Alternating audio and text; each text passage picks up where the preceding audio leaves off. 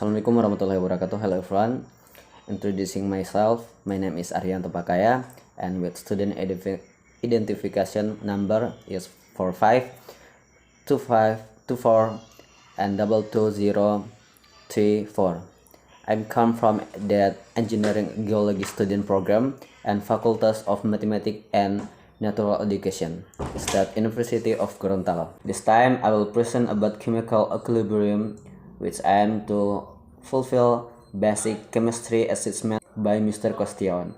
So before that, what is that chemical equilibrium?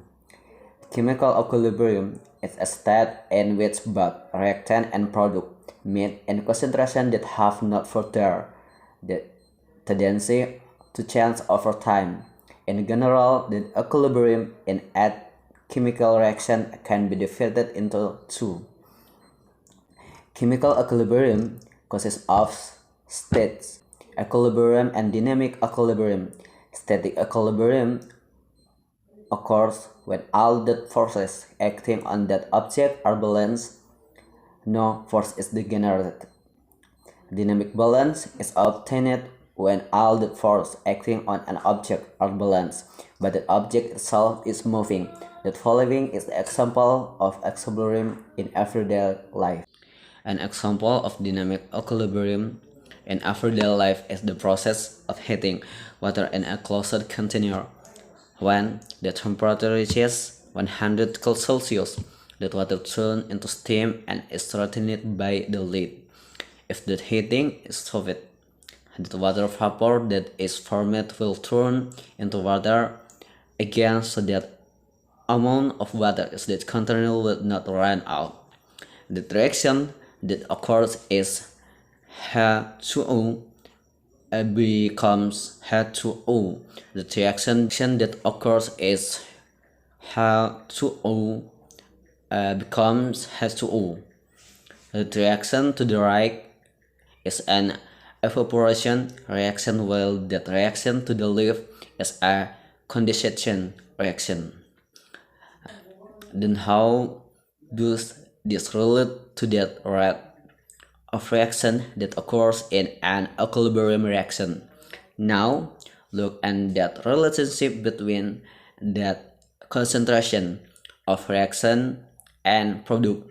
For example, in that equilibrium reaction, C plus H2O becomes CO plus H2, and it can be described by the following graph. And possibility A occurs when that equilibrium of the product, that concentration of that reactants at the beginning of the reaction, that concentration of the reactants is maximum, but it decreases over time. When equilibrium is reached, that concentration of that reactant does not change, while the concentration of the product, which was initially zero, increases over time until it remains constant in equilibrium.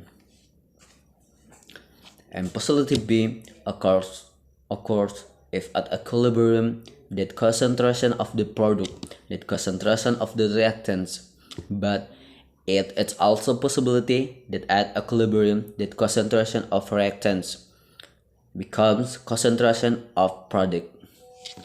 Possibility C is arrested if at equilibrium V1 becomes V2.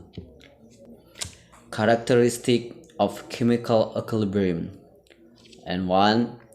The reaction takes place in two directions and in a closed space. And 2. The rate of the reaction of the left and right in the same. And 3. There are no macroscopic changes, but changes occur microscopically. And types of chemical next typical of